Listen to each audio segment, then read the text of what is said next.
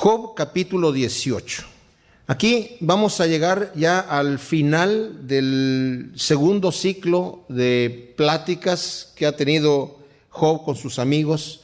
Recordemos nosotros que el Señor, por amor a Job, porque lo ama mucho, quiso hacer pasarlo por una prueba. Sabemos que las pruebas no son para que el Señor nos castigue o porque el Señor está queriendo que nos cueste un poquito entrar al reino de Dios, sino porque la prueba, ahora nosotros sabemos con la luz que tenemos del Evangelio y de las cartas de los apóstoles, que la prueba de nuestra fe produce paciencia. Bueno, Job no sabía eso en este momento, pero el Señor sí, y vamos a ver que Job después va a llegar a ser el hombre conocido por su paciencia. Yo creo que porque nadie en la historia tuvo una prueba tan tremenda como la de Job, y él a través de esto va a desarrollar esta tremendísima virtud. Entonces, él no sabe por qué está en estas circunstancias. Él cree que Dios de repente se convirtió en su enemigo sin causa. La filosofía que se tenía, que el mismo Job pensaba, era que al que se porta mal, Dios lo maldice y lo arruina. Y al que se porta bien, Dios lo bendice y lo prospera. Y si una persona es bendecida, obviamente que debe ser una persona muy justa, porque Dios lo ha bendecido muchísimo. Y Job era el varón más rico de Oriente, y ciertamente dice la Escritura que era un varón perfecto, recto, temeroso de Dios y apartado del mal. Es el testimonio que Dios mismo da de Job. Y Job tenía esta misma idea. Si hay una persona que está totalmente arruinada, debe ser que es un perverso y Dios lo está castigando. Y el Señor le está enseñando de una forma dura, tremenda, en propia piel a Job, la verdad de las circunstancias. Entonces sus amigos han estado hablando con él porque Job empieza, después de que pierde todo, pierde sus hijos y pierde todo, y su salud también, empieza a maldecir el día que nació y a decir, ¿por qué Dios de repente sin motivo me ha tomado por su enemigo? Y el detalle es que sus amigos que lo vienen a visitar, que son estos que estamos viendo aquí, empiezan a hablar con Job y a decirle, Job, tú seguramente hiciste algo muy malo y por eso te está pasando lo que te está pasando. Y Job, y esta es la discusión que tienen, porque Job en su dolor que tiene, es un dolor tremendo, como vamos a ver ahora, va a llegar al clímax de su dolor Job en este momento, porque ya después de que perdió todo, va a ser abandonado por su familia, va a ser abandonado hasta por sus amigos. O sea, los que lo vienen a consolar, lo están condenando en este momento. Y ya Job ha dicho que yo no he hecho nada, y él se vuelve al Señor. De alguna manera dice, mi testigo está en el cielo. Porque ya no puedes encontrar ningún consuelo con sus amigos. Entonces, se vuelve al Señor y está implorando al Señor, pero Bildad, que es el segundo de los amigos de Job, dice aquí el versículo 1 del capítulo 18, que volvió a intervenir. Bildad sujita y dijo, ¿hasta cuándo tenderás lazo con palabras? Recapacita y después hablemos. O sea, le está diciendo, tú estás hablando con tus palabras, te estás tendiendo tú mismo un lazo. Tú mismo lo está acusando de estar injuriando a Dios. Porque ellos mismos habían dicho, ¿quebrantará Dios su justicia? ¿Acaso Dios te va a castigar de esa manera si tú fueses un hombre justo? Bueno, el asunto es que Dios no lo está castigando, está pasando por una prueba, pero las pruebas no son castigos. Las pruebas son para beneficio nuestro, son ejercicios espirituales que el Señor nos envía a nosotros. Pero Job no sabe eso. Y tú le dices, ¿hasta cuándo vas a tender tú mismo lazo con palabras? La acusación es muy fuerte, porque le está diciendo, tú eres solamente, no solamente eres un hombre tan malvado, que estás en la condición que estás, sino que aún así no tienes temor de decir lo que estás diciendo. Tú mismo te sigues tendiendo lazos con palabras. Recapacita, dice, y después hablemos. ¿Por qué somos reputados como bestias y menospreciados ante tus ojos? Estoy leyendo de la Biblia textual porque me parece que es una traducción más apegada a la realidad. Como dije anteriormente, esto es poesía hebrea y la poesía hebrea es muy difícil de traducir. Y le dice, ¿por qué somos nosotros reputados como bestias y somos menospreciados ante tus ojos? Tú, que a ti mismo te desgarras en tu ira. O sea, tú mismo te estás haciendo daño, Job, porque estás airado con Dios y te estás haciendo daño. ¿Debería abandonarse la tierra por tu causa o removerse las peñas de su sitio? Ahora, Bildad no va a decir nada nuevo. Va a volver a decir lo mismo que ya viene diciendo, qué es lo que sucede con los malos. Y la teoría de los amigos de Job es esta, que es una teoría hasta cierto punto verdadera, pero no en la manera que ellos lo están aplicando. Uno, Job no necesita este tipo de medicina, no necesita, son verdades, pero no necesita él esto. Es el remedio equivocado para la condición de Job. Pero las verdades son que sí, el malvado va a recibir un castigo, que la ley de la siembra y de la cosecha se cumple en la realidad de la vida. Lo que el hombre sembrare, dice la Biblia, no os engañéis, Dios no puede ser burlado. Todo lo que el hombre sembrare, eso va a segar. El que siembra para su carne va a segar corrupción. El que siembra para el espíritu va a segar vida eterna. El malvado siembra para su carne y tiene que segar corrupción, tiene que segar castigo, tiene que segar ira. Pero el asunto es que eso es verdad, pero no necesariamente se aplica inmediatamente. Hay gente que a veces se van a la tumba sin recibir el castigo hasta que lleguen a estar delante del juez de todo el universo, del Señor. Ciertamente la luz de los impíos, dice Bildad, será apagada, y la chispa de su fuego no brillará. La luz de su tienda estará oscura, porque su lámpara será apagada.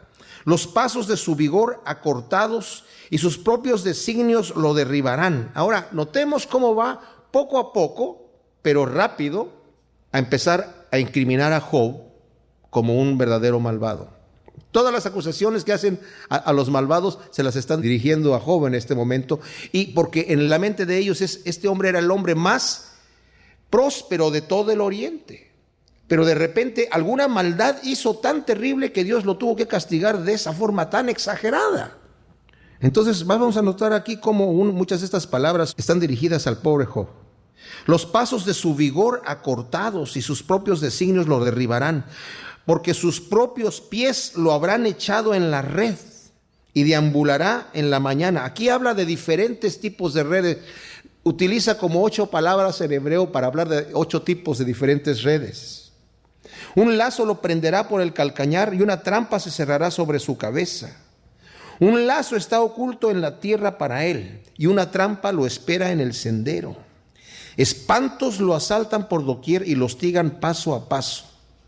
Ahora, había dicho Job, le había dicho al Señor, cuando yo quiero dormir, tú me espantas en los sueños. Bueno, los espantos te están asaltando, Job. Su vigor se torna famélico, y la calamidad está presta a su lado. Fíjense, aquí ya es una acusación directa, Job. La enfermedad devorará su piel, y el primogénito de la muerte sus miembros. El primogénito de la muerte es otra forma de decir la peste. Job estaba lleno de llagas en su piel se había ennegrecido y se rascaba con un tieso, y le está directamente acusando. Será removido de la seguridad de su tienda y arrastrado hasta el rey de los espantos. El rey de los espantos es otra forma de decir la muerte. El fuego habitará en su tienda, y azufre ardiente será esparcido sobre su morada. Otra traducción para este versículo 15, la primera parte es: lo que haya en su tienda, nada de eso será de él, y azufre ardiente será esparcido sobre su morada. Desde abajo se secarán sus raíces, y desde arriba se marchitará su ramaje. Su recuerdo desaparecerá de la tierra, y no tendrá ya nombre en ella. Vamos a ver un poquito más adelante que el mismo Job se va a quejar de que ya su honor ya lo ha perdido. Ya han pasado varios meses desde que él empezó con esta prueba, y en tan poquísimo tiempo ya la gente ya lo había desechado completamente a Job. De la luz será empujado a las tinieblas, y lo echarán fuera del orbe. Lo van a echar fuera de la ciudad. Job estaba fuera de la ciudad, porque el basurero estaba fuera de la ciudad, y él estaba ya en el basurero sentado en la ceniza, porque estaba tan humillado que se salió fuera de la ciudad. Era una costumbre también del oriente, que la gente, cuando estaba con mucho dolor, se sentaba sobre ceniza y se ponía silicio, se echaba tierra sobre la cabeza, y así estaba Job en esa situación. No tendrá descendencia ni posteridad en su pueblo. Qué terrible, ¿no? O sea, sus hijos murieron en un solo día, y le va a decir, bueno, los impíos no van a tener hijos. Y Job en este momento no tenía ningún hijo ya, porque habían muerto todos. Ni sobreviviente alguno en su peregrinaje. Los que vengan después se asombrarán de su destino, como se aterrorizaron los que se fueron antes. Fíjese, y los amigos de Job cuando llegaron y lo vieron, se asombraron de ver a Job y se aterrorizaron y levantaron sus voces y lloraron, dice la Escritura, y se quedaron sentados allí, asombrados por una semana sin decir palabra, día y noche. Ciertamente así son las moradas del impío, y tal el lugar de quien ignora a Dios. O sea, Job, tú estás ignorando a Dios, Dios está tratando contigo, tú estás ignorando a Dios, Dios te está castigando por un mal que tú hiciste, porque eres un perverso, ya no tienes descendencia. Eso es lo que le sucede a la gente mala. Qué terrible, ¿verdad? ¿Qué tipo de consejo es ese? ¿Qué tipo de confort es eso? Supuestamente vienen para confortar a Job, y el pobre Job se va con el dolor de que sus amigos lo están atacando, le están enterrando el puñal más fuerte. Qué terrible. Y respondió Job y dijo: ¿hasta cuándo afligiréis mi alma y me aplastaréis con palabras? Con ellas me habéis reprochado ya 10 veces. ¿No os avergonzáis de injuriarme? O sea, 10 veces no quiere decir que el número 10 exacto fue lo que lo injuriaron, sino 10 veces quiere decir muchísimas veces. Aunque en verdad yo haya errado, sobre mí recaería la culpa. O sea, en realidad démonos cuenta, mis amados, de que, por ejemplo, si hay una persona que está en dolor, va a lo mejor a decir cosas que no son congruentes con la verdad, por el extremo dolor que tiene. Pero no por eso nos vamos a rasgar las vestiduras y a decirle: no, es que tú eres un perverso. Hay que siempre prestar oído y de alguna manera confortar. Dice la Biblia, tenemos que llorar con los que lloran. No solamente con los que tienen razón por estar llorando, sino con cualquiera que está llorando. Tenemos que poder tender la mano de ayuda. Y por eso dicen: ustedes no se avergüenzan de estarme injuriando, aunque yo haya errado. Es mía la culpa. Pero si en realidad queréis engrandeceros sobre mí y alegar contra mí mi oprobio, sabed entonces que es Dios quien me ha trastornado y me ha envuelto en sus redes. O sea, Bildad, tú me estás diciendo que yo mismo pongo las redes para mí y que yo me he envuelto en mis propias redes. No soy yo, Dios es el que me ha puesto la red. Y si en mí está el pecado, escuchen lo que les voy a decir. Dice aquí: y aquí yo grito violencia y no se me responde. Pido auxilio, pero no hay justicia. Él, se refiere a Dios, ha bloqueado mi camino para que no pase. Ha llenado de tinieblas mi sendero. Me despojó de mi honor. Había dicho Bildad, ya su nombre va a ser olvidado, ciertamente, dice. Yo era el hombre más respetado aquí y ahora me despojó de mi honor. Y ha quitado la corona de mi cabeza. Me quebranta por todos los lados y perezco, y ha arrancado mi esperanza como un árbol. Ahora, notemos nuevamente, Job no sabe que Satanás es el que está haciendo estas situaciones. Satanás es el que le ha puesto a toda la gente en contra, el que trajo todos estos males sobre él, el que incluso está influenciando a sus propios amigos para que sus amigos lo estén atacando. El que ya influenció a su esposa para que dijera: maldice a Dios y muérete. Y el que todavía sigue picando a Job allí para que, a ver en qué momento maldice a Dios este hombre. No se está dando por vencido. Pero vamos a ver cómo el Señor en su grandeza, en el momento más terrible de Job, el Señor le va a dar como una infusión del Espíritu Santo para que vea la iluminación de la gloria de Dios.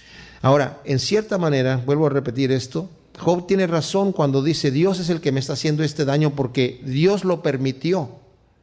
Dios planeó la prueba. Él no está infligiendo la prueba, la está infligiendo Satanás. Pero es para un bien para Job, para producir en él paciencia, para producir en él virtudes, para que tenga un conocimiento mucho más amplio de Dios del que él tenía antes, que creía que sabía. Me quebranta por todos lados y perezco, y ha arrancado mi esperanza como un árbol. Su ira se encendió contra mí y me considera entre sus enemigos. Bueno, esto no es cierto, pero el dolor de Job así lo llega a pensar porque no tiene otra explicación. Convoca a sus tropas, se atrinchan contra mí y acampan cercando mi tienda. Hizo que mis hermanos se alejaran de mí. Fíjense, aquí vemos la mano de Satanás influenciando. Sus hermanos se alejaron de él. O sea, puso odio y envidia, o no sé qué puso en el corazón de sus hermanos, pero hizo que sus hermanos se alejaran de él. Mis conocidos y aquí la palabra es mis íntimos conocidos, se han hecho del todo esquivos. Me han faltado mis parientes y mis amigos familiares se han olvidado de mí. Mis criadas me tienen por extraño, cual extranjero soy ante sus ojos. Doy voces a mi siervo y no me responde. Con mi propia boca tengo que rogarle. Y aquí la palabra siervo es esclavo. O sea, el esclavo debiera estar sometido a su amo de por vida. Y dice, yo le doy voces a mi esclavo y no me responde. Le tengo que rogar. Ni aún así. Mi aliento es repugnante para mi mujer y apesto ante mis propios hermanos. Hasta los muchachos me desprecian y me insultan apenas me levanto. Todos los hombres de mi consejo me aborrecen. Y le está hablando ahí a sus propios amigos. Ustedes mismos me están aborreciendo, me están injuriando. Y aquellos a quienes amo se vuelven contra mí.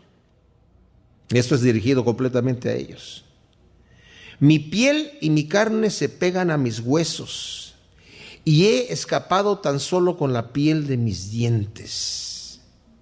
Aquí Job está definitivamente en su punto más bajo. Imagínense, Job pierde todos sus bienes, pierde sus hijos, pasa el tiempo y todo esto le empieza a calar cada vez más fuerte, más fuerte, más fuerte. Después le viene esa enfermedad. Y su mujer le dice, maldice a Dios y muérete. O sea, su propia mujer. Entonces todas estas cosas, sale Job solo por allá, se sienta allá en el basurero y empiezan a acontecer todas estas cosas. Sus hermanos se vuelven en contra de él, sus amigos, sus siervos y todo el mundo lo abandona. Y los amigos que lo vienen a consolar también lo atacan.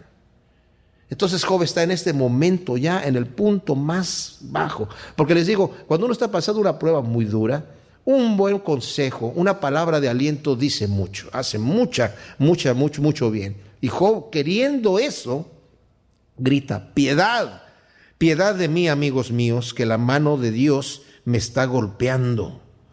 ¿Por qué? Me persiguen como Dios y no os hartáis de escarnecerme. Y en el momento en donde Job está en su punto más bajo, es en donde de repente viene una iluminación de parte de Dios al corazón de Job. Y dice, ¿quién diera que mis palabras fueran escritas? ¿Quién diera que fuesen escritas en un rollo? Pues aquí están, Job, aquí están escritas las palabras de Job, ¿verdad?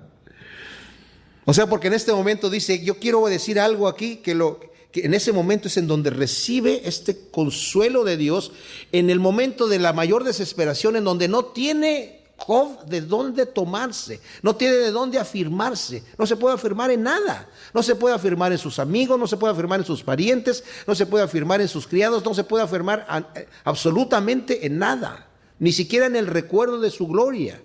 Y en ese momento es cuando dice, ¿quién diera que mis palabras fuesen escritas en un rollo? Que con cincel de hierro y plomo fueran para siempre esculpidas en la roca. Hasta el día de hoy es la forma en la que esculpen cuando graban algo en la roca, ¿verdad? Primero sacan de la roca lo que van a grabar, las letras que van a grabar, y luego lo llenan con plomo. Eso es lo que está diciendo. Ojalá que se esculpan estas palabras de esta manera. ¿Y qué es lo que va a decir? ¿Qué es lo que quiere Job que se esculpa? Yo sé que mi Redentor vive y al fin se levantará sobre la tierra, y después de deshecha esta mi piel, en mi carne he de ver a Dios, al cual veré por mí mismo, y mis ojos lo verán y no otros. Otra traducción, y mis ojos lo verán y ya no lo voy a ver como un extraño, sino como un amigo. Y de ese deseo que tengo tan fuerte, mis riñones desfallecen dentro de mí. Qué tremendo. En el momento, como dije yo, de la angustia más fuerte, es en donde Job, habiendo dicho antes, yo no sé si el hombre vuelve a vivir cuando muere, y vamos a ver que, aunque aquí tiene este momento como que llega a la cumbre de la revelación de parte de Dios, va a volver a bajar nuevamente Job, porque el dolor todavía lo tiene ahí. Pero ese grito de esperanza, yo sé que mi Redentor vive. ¿Saben qué? Esa es la esperanza que tenemos nosotros cuando estamos en cualquier tipo de prueba, la prueba que sea. Sabemos que estamos ahí solamente por un momento. Pasamos y de repente estamos ya del otro lado. Pero Job tiene una esperanza.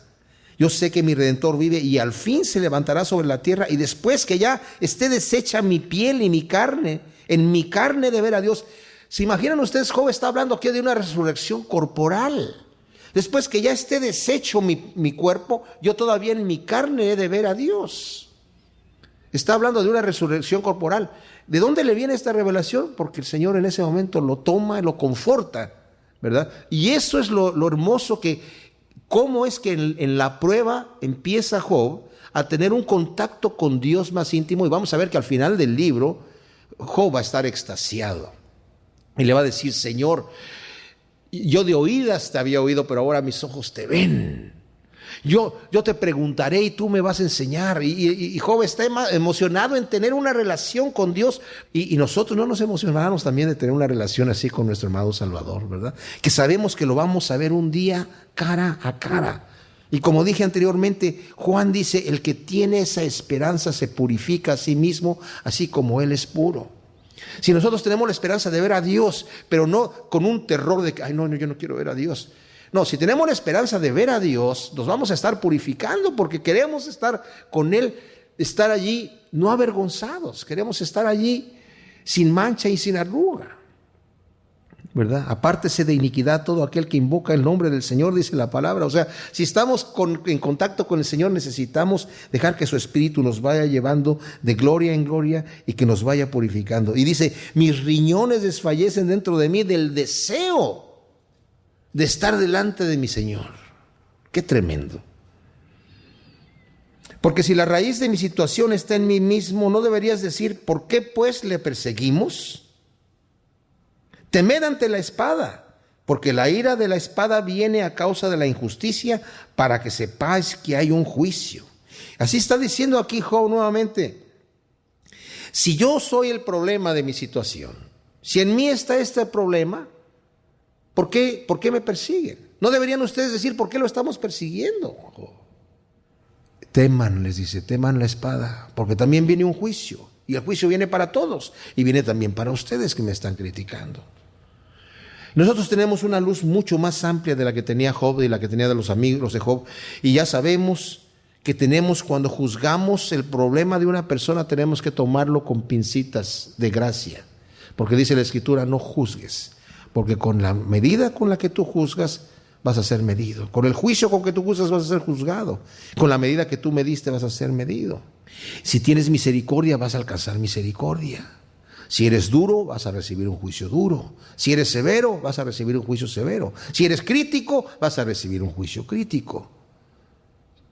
El amor cubre multitud de pecados. Dios nos ha amado, ha cubierto nuestros pecados. Nosotros, cuando amamos, debemos cubrir los errores de los demás, que, como dice: Señor, perdónanos como nosotros perdonamos a los que nos han ofendido. Job, capítulo 20. Entramos al final del segundo ciclo de conferencias de los amigos de Job. Ha hablado ya Bildad, reprimiendo a Job, culpando a Job de que él, todo el daño que tiene, que es el mismo canto de los tres amigos de Job, todo el daño que está sufriendo en este momento, que es una prueba que está teniendo, es porque se ha portado mal, porque es un verdadero malvado. Y cada vez el juicio de los amigos es más severo, porque están diciendo: tú no solamente hiciste un mal, sino hiciste un mal muy grave. Y como Job dice: yo no he hecho nada, dicen: bueno, no solamente eres un malvado, eres el más malvado de todos los malvados. Porque después de que tú ya eras el hombre más bendecido, el más rico de Oriente, viniste a estar en una condición en donde perdiste todos tus bienes y se murieron todos tus hijos en un mismo día.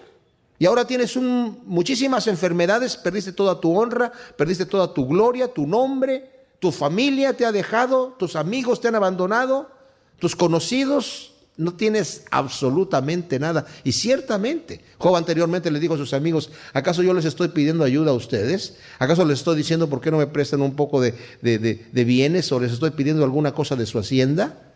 Y solamente lo que dice Job: lo único que yo quería es compasión. Pero los amigos, en vez de darle compasión, continúan. Ahora, Zofar es un legalista. No sabemos si es el más anciano de ellos. Hay dos opiniones. Unos dicen que era Elifaz, otros que Zofar. No sabemos.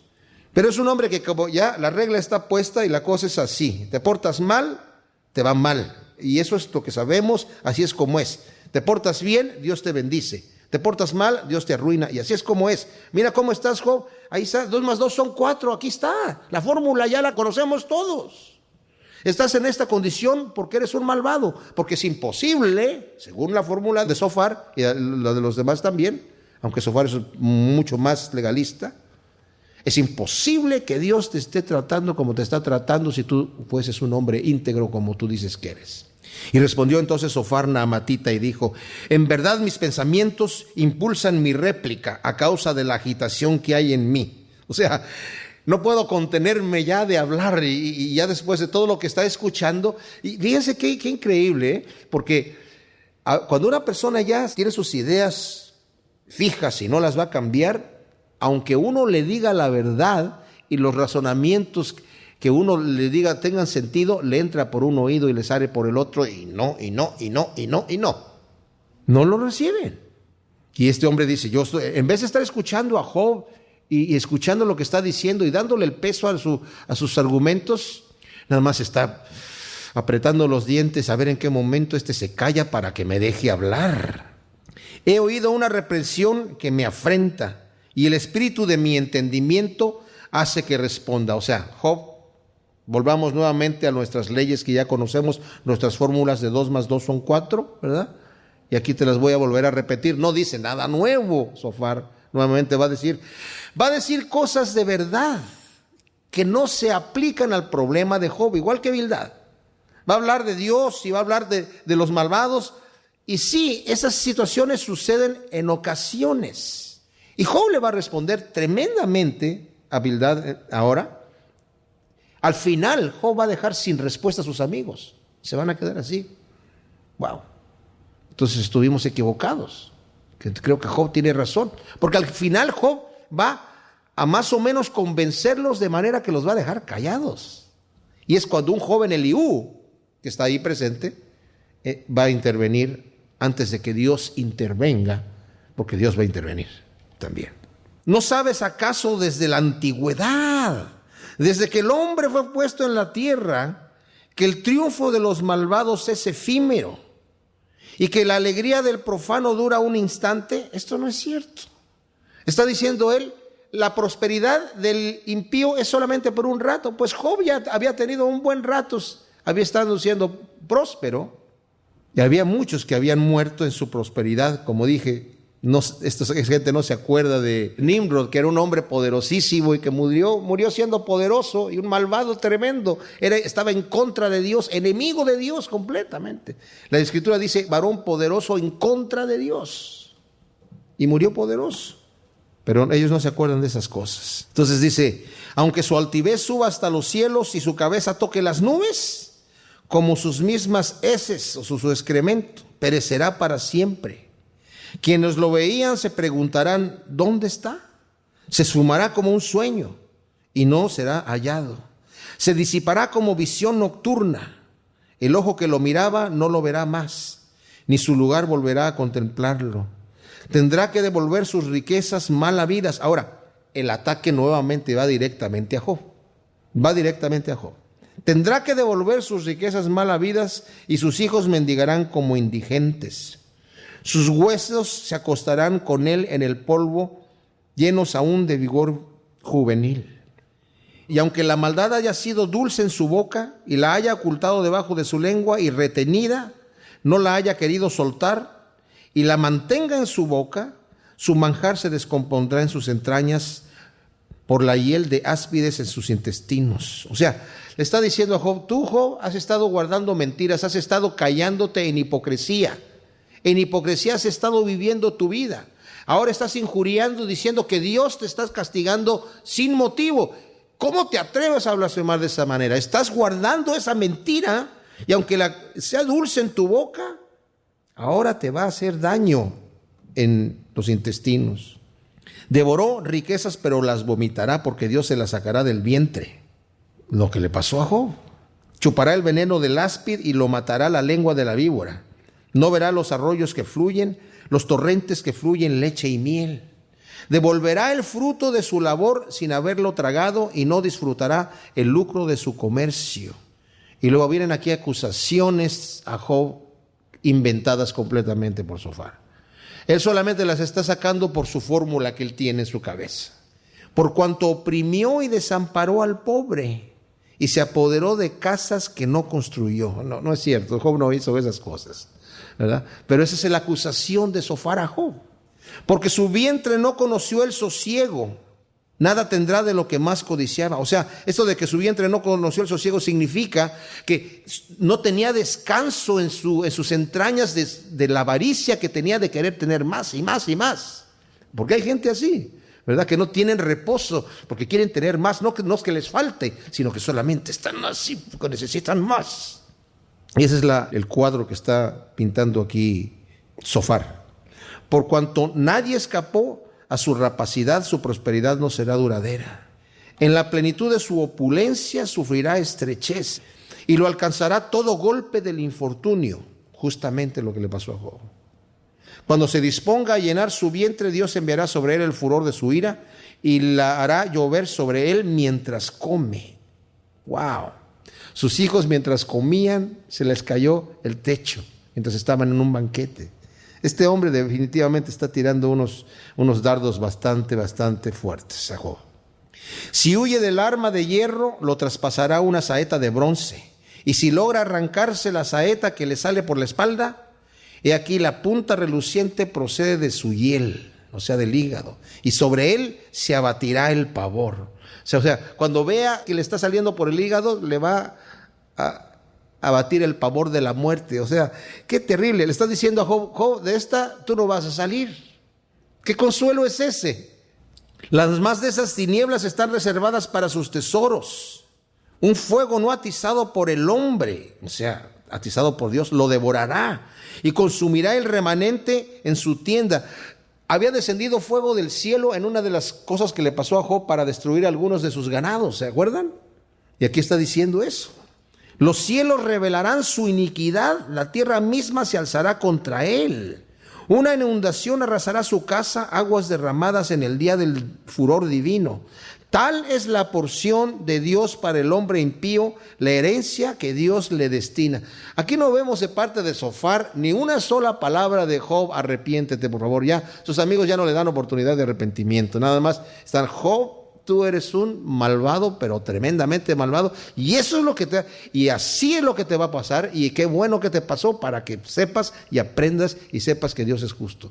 Qué terrible. O sea, a mí esto me estremece de que estos amigos de Job se dejen llevar tanto por el enemigo en sus sentimientos carnales, y claro, utiliza el orgullo de Zofar aquí, Satanás, para tentar a Zofar, para que él ataque a Job con los principios que él tiene. Esto lo sabemos desde la antigüedad, desde que el hombre fue puesto en la tierra. Te voy a decir algo, Job, yo desde la antigüedad, sabemos estas cosas, así que te voy a enseñar un poquito. ¿Tú crees que puedes jugar con Dios? No, y ahora no te vas a levantar. La flecha te salió por la hiel, y ahora te viene el terror de la muerte. ¡Wow! ¡Qué terrible! Lo más difícil de todo esto es que Job sabe que él es inocente. Él sabe que él es inocente. Y él está escuchando a sus amigos y está, pobre Job, con esto. O sea, por eso es que a veces lo único que puede hacer es de repente tomar y afianzarse del Señor, pero después siente, pues el Señor también está en contra de mí. Porque en este momento es lo que piensa Job. Aunque aún así dice, yo sé que mi Redentor vive, después se le va la fuerza. Y con el ataque de Zofar, fíjense lo que el pobre Job va a responder. Ahora, Job va a tratar de balancear la balanza, va a exagerar sus puntos, va a decir que el impío también prospera. Va a decir, amigos, dense cuenta que no todos los malvados están mal. Hay gente que es muy malvada, que le va muy bien. Pero al final de su plática, Job va a decir, hay algunos que les va bien y otros que les va mal. ¿Por qué? No sabemos, nadie sabe. Hay gente buena que sufre y hay gente buena que no sufre. Hay gente mala que sufre y hay gente mala que no sufre. Pero primero, para balancear la balanza, se va a ir todo al lado de los malos que prosperan. Pero Job respondió diciendo, dice el capítulo 21, escuchad atentamente mis palabras y que os sirvan de consuelo. Ya que ustedes no me van a consolar, déjenme yo consolarlos a ustedes, señores. Toleradme mientras hablo y después que haya hablado, búrlense lo que quieran. ¿Son acaso mis quejas ante el hombre? ¿Se impacienta mi espíritu sin razón? Miradme, que de puro asombro os llevaréis la mano a vuestra boca. O sea, prepárense, señores, con lo que les voy a decir ahora. No hablen, ¿verdad? Escúchenme bien y asómbrense. Digan, ay, pero ¿cómo se atrevió a decir esas cosas este hombre? Bueno, aquí voy. Ustedes ya se estaban escandalizando. Esperen, no he empezado a escandalizarlos. Escúchenme bien. Cuando lo recuerdo, quedo consternado y el horror se apodera de mi carne. Y aquí viene. ¿Por qué siguen vivos los impíos y envejecen y acrecentan su poder? Su simiente es afianzada con ellos y ante ellos, o sea, sus hijos, ahí están delante. Ahí están sus vástagos ante sus ojos. Sus casas están seguras, sin temores, y la vara de Dios no los azota. Su toro fecunda sin fallar, su vaca pare y no aborta. Sueltan a sus pequeñuelos cual rebaño, y sus hijos, aquí habla de los hijos ya más grandes de 20 y tantos años, andan brincando, cantan al son de cítaras y panderos, y se regocijan con el tono de la flauta, los hijos. Sus días transcurren en prosperidad y bajan serenamente al sepulcro. O sea, están diciendo que los hijos también hacen lo que los padres, y los padres están gozándose, viéndose a sus pequeñuelos y a los hijos más grandes, y todo feliz. Toda su hacienda funciona perfectamente bien. Obviamente la mano de Dios está a favor de ellos, los está bendiciendo. Y esa es una realidad, mis amados. No a todos los malvados les sucede así. Por eso dije yo, Job en este momento está exagerando porque está tratando de que la balanza se vaya hacia el otro lado un poquito, para que sus amigos recapaciten y vean la realidad que esto sucede en la vida. Esto sucede en la vida. Porque esa doctrina de que si tú te portas bien, Dios te bendice y te prospera, si te portas mal, Dios te maldice y te arruina, está hasta el día de hoy. Aquí está refutada en el libro de Job. Para eso es el libro de Job, para refutar esa doctrina. Pero esta gente que la apoya hoy, incluso toma el libro de Job para apoyar su doctrina, diciendo que cuando Job dijo, lo que yo temía me sobrevino, porque ya lo confesaste con tu boca, ya lo temiste en tu corazón, Job, ahora ni modo, ¿verdad? Te tuvo que venir. Qué increíble las cosas que están sucediendo cuando uno no estudia la palabra. Por eso nosotros estudiamos la Biblia así capítulo por capítulo, versículo por versículo, para que no entremos al engaño, porque el estudio inductivo que es así, en forma sistemática de la Biblia, inmediatamente si yo estoy predicando algo fuera del lugar, ustedes se van a dar cuenta, inmediatamente. Pero cuando yo utilizo versículos solamente para apoyar un tema, yo puedo decir lo que se me pegue en la gana y puedo hacer que la Biblia diga lo que sea. Así como el abogado puede utilizar las mismas leyes para condenar o para defender a un acusado, hay gente que lo hace, ¿verdad? Y ese se llama el método deductivo. Entonces con eso puedo hacer que la Biblia diga lo que sea. Y luego dice, sus días transcurren en prosperidad y bajan serenamente al sepulcro. Sin embargo han dicho a Dios, apártate de nosotros que no nos interesa el conocimiento de tus caminos. ¡Wow! ¿Quién es el Shaddai para que le sirvamos? ¿Y qué nos aprovecha orarle al Señor? Fíjense este versículo. ¿Qué nos aprovecha orarle a Dios? Tremendo, ¿eh? O sea, ¿para qué queremos a Dios en nuestras vidas? Estamos bien. Y hay mucha gente que es así. Yo conozco mucha gente impía que dice, a mí no me hables de Dios, ¿eh? A mí no me hables de Dios. Yo no quiero saber nada de Dios. Yo todo lo que he logrado lo he hecho por mis esfuerzos. No es cierto, en realidad Dios los ha bendecido, pero se creen que ellos son los que hicieron todo. Y dice, ¿de qué me aprovecha que me acerque a Dios? ¿De qué me aprovecha? ¿Para qué estoy orando a Dios? Yo hago las cosas que yo quiero hacer y yo hago los logros que yo quiero hacer. A Dios no lo necesito. Wow. Hay cristianos que dicen también, tal vez no están así, pero dicen también, ¿para qué oramos a Dios? ¿Cuál es la necesidad de orar? Qué terrible que en muchas de las iglesias las reuniones de oraciones son las más pequeñas. ¿Por qué? Porque a lo mejor muy cristianos, pero también dicen, ¿para qué orar al Señor? ¿Para qué suplicarle a Dios? No está en sus propias manos su bienestar, aunque el plan de los malvados esté lejos de él. O sea, ellos mismos creen que hicieron ese mal, aunque no es la realidad. No está en ellos, pero ellos creen que es así, porque el plan de ellos está lejos de Dios completamente. No lo quieren incluir en sus vidas. Y aunque realmente no está en ellos su prosperidad, ellos creen que sí es así. Ellos creen que ellos lo lograron. Porque ¿cuántas veces es apagada la lámpara de los impíos, o se abate sobre ellos su quebrantamiento, o les reparte sufrimientos en su ira? O sea, dense cuenta, señores, cuántas veces realmente sucede lo que usted está diciendo que sucede a los impíos. ¿Cuántas veces en realidad sucede eso? ¿Cuántas veces lo han observado? No se trata de hacer leyes de fórmulas espirituales, si esto sucede así o así. Observen la realidad de la vida real que nos rodea. ¿Son acaso como paja al viento o como tamo que arrebata el torbellino? ¿Reservará Dios el castigo para los hijos de ellos? Déselo a él mismo para que aprenda. O sea, Job ha observado que hay gente malvada que se va al sepulcro en paz, como ya lo dijo antes. Y entonces, ¿a quién le van a dar el castigo? ¿A sus hijos? Porque Job está en esto de que el hombre vivirá o no vivirá, vivirá o no vivirá. Aunque dice, yo sé que mi Redentor vive y aún en mi carne, después de deshecha mi piel, he de ver a mi Señor. Y saben, en esa declaración de Job, un detalle que se me pasó decir, está declarando mi Redentor. Fíjense, volvemos otra vez al 19:25. Yo sé que mi Redentor vive. Le está diciendo mi Redentor, mi vindicador, el que me va a sacar de mi situación, el que me va a defender delante de ustedes, el que me va a redimir de mi condición. Y al fin se levantará sobre el polvo y después de deshecha mi piel, en mi carne veré ¿a quién? A Dios. Está diciendo mi Redentor es Dios. Qué tremenda revelación de parte de Job diciendo mi Redentor es Dios mismo. Tremendo. No hay una declaración de este nivel en todo el Antiguo Testamento, ¿verdad? De este peso. Vean sus propios ojos su ruina de los malvados, o sea, que ellos mismos vean su propia ruina y beba él mismo la ira del Shaddai. Pues ¿qué le importaría a su familia una vez muerto y acabada la cuenta de sus meses? O sea, ya una vez muerto ni siquiera se va a dar cuenta si sus hijos son castigados o no, a él ya para qué le importa si ya está muerto.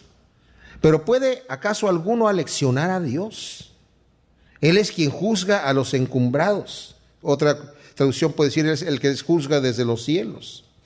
Hay gente que sí cree que le puede enseñar a Dios.